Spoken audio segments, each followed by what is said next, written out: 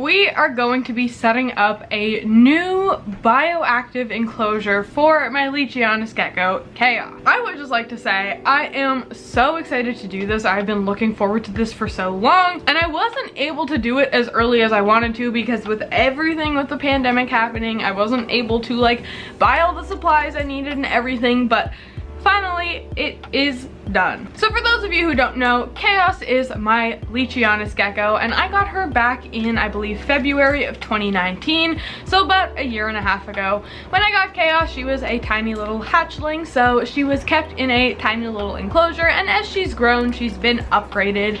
She's been in a few different enclosures so far. Right now, she's currently in a glass exoterra that measures 12 by 12 by 18. However, she has definitely outgrown this and is definitely ready for a new enclosure now, and I'm so excited to provide that for her. So let's go ahead and meet Chaos, and then we'll go ahead and start setting up her brand new enclosure. This beautiful girl who you see right here is Chaos. As I mentioned, Chaos is my Leachianus Gecko who I got about a year and a half ago. That's about how old she is because she was quite young when I got her. But as you can see, she has definitely grown so much since I got her. If any of you guys have been on my channel for a while and you remember her as a baby, you would know that she is just so much bigger now, isn't she? So this right here is Chaos's current enclosure, and now it actually doesn't normally look like this. So the enclosure that you guys are about to watch me set up, I have actually already set that up in real life. I've already filmed it. So because that enclosure is already set up, I took everything out of here that was previously in here and added it in the new enclosure. And then just since Chaos was gonna be in here for a day or two more before I added her into her new enclosure, obviously I didn't want to leave her with an empty tank, so I just threw in a piece of cork, a plant, and then a vine. Obviously this is not really a good lychee enclosure. I would not recommend this full time at all, but like I said, this was only for one full day, so I think that she was fine.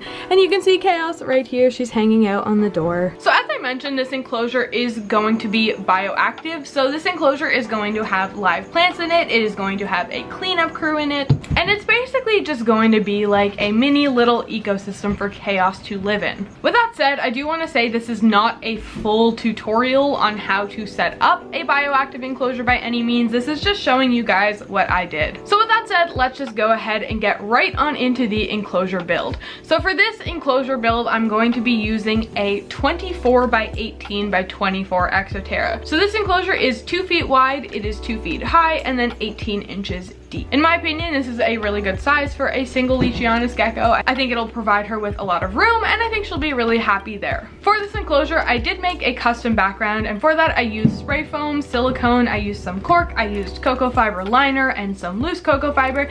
I used quite a few things. I unfortunately didn't film the background making process. So when we go ahead and get started, you can see that the background is already done, but the rest of the enclosure is empty. So let's just go ahead and start setting up the enclosure now. So the first thing I'm going to do is add these hydro balls. So this will create a drainage layer and it'll ensure that I have better success with my plant. And then we're going to go ahead and add a screen on top of the hydro balls. This will help separate the substrate from the drainage layer. And now that the screen is down, we'll just go ahead and start adding the substrate. So for the substrate, I'm using a couple different things. I'm going to be using the Zilla Jungle Mix. This is the main base of the substrate. But then I'm also going to go ahead and add a little bit of Reptibark in, and then I'll also be adding cypress mulch, sphagnum moss, and some charcoal.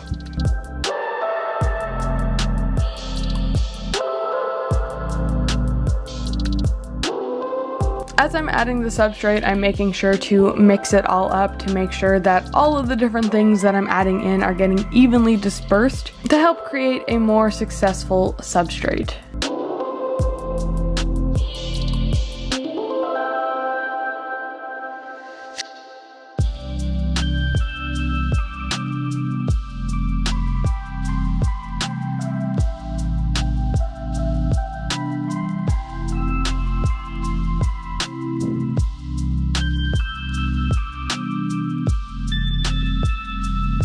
So this here is the charcoal that I'm adding, as you can see, just a little bit just to mix up throughout the dirt.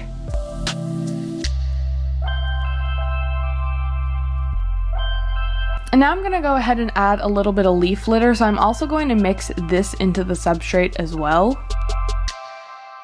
So now that all of the substrate is in the enclosure, we can go ahead and start setting it up. So right now I'm just going ahead and adding some plants and some cork to the enclosure.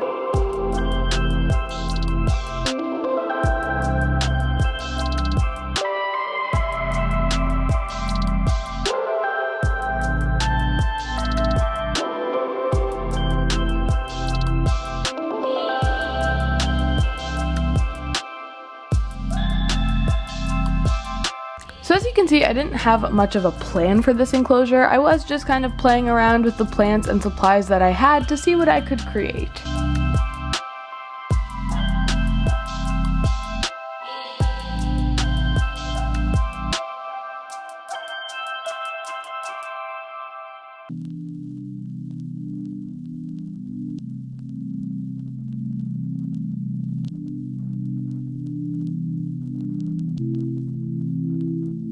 The plants that I ended up choosing for this enclosure is the snake plant, and then I also added some Scheffera or umbrella tree.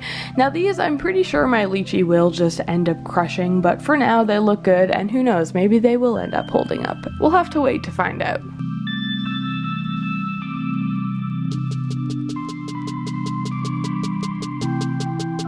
And then of course on top of the plants I was adding in a lot of cork pieces. I was using some cork rounds, cork branches.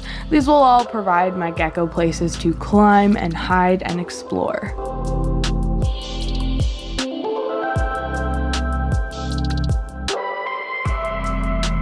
I also went and I started adding some pothos into the enclosure, but ultimately I ended up deciding that I didn't like them, so I ended up removing them all and just leaving it with the snake plant and the umbrella tree.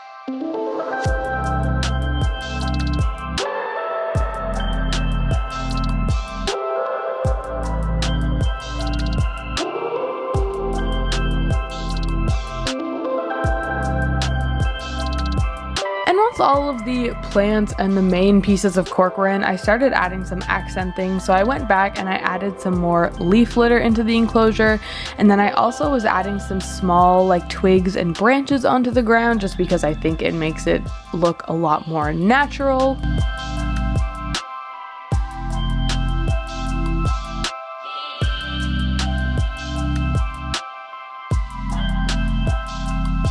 Adding things like leaf litter and twigs onto the ground too is going to be really beneficial for your cleanup crew, as it'll give them places to hide and things to eat.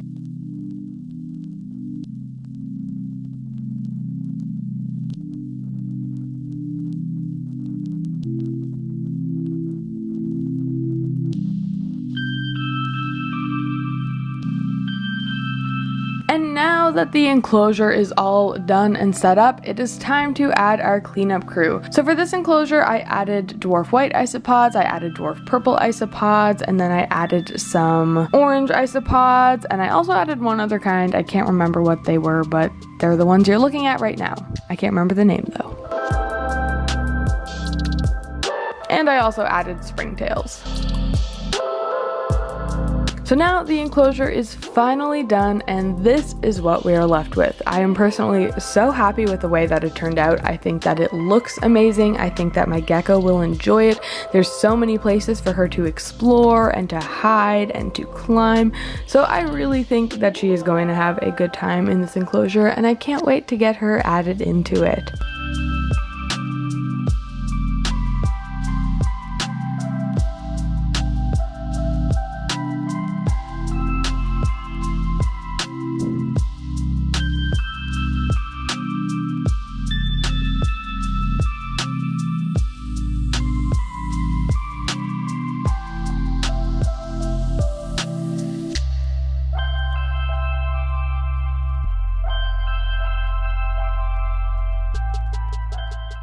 So there is the final product of my finished Leachianus Gecko enclosure. I am so incredibly happy with the way that this turned out. I think that it looks absolutely beautiful. I think that it's so stunning, and I just really couldn't be happier, and I hope that Chaos enjoys it as much as I do. So now that Chaos's enclosure is done, I guess we can go ahead and wrap this video up. Do want to say a big thank you to everyone here who watched. I really do hope that you enjoyed the video. If you did, be sure to give it a big thumbs up, and don't forget to subscribe to my channel.